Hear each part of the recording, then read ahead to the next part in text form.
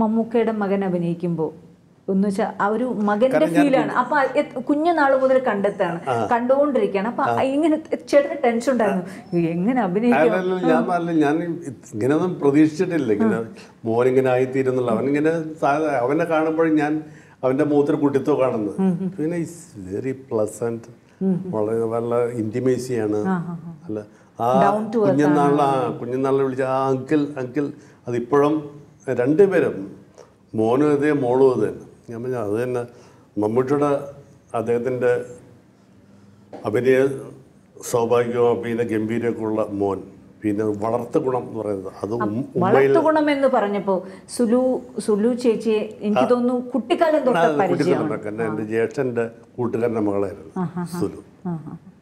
ആ ഒരു ഞാൻ പറഞ്ഞ ഒരു നമ്മുടെ ഏതിനും ഒരു ബേസ് ഉണ്ടല്ലോ, ആ ബേസ് നല്ലതാണെങ്കിൽ നമ്മൾ എല്ലാ കാര്യത്തിലും നന്നാവുള്ളൂ. നല്ല ഭാഗ്യവാനാണ് മമ്മൂട്ടി, രണ്ട് നല്ല കുട്ടികളെ കിട്ടിയത്.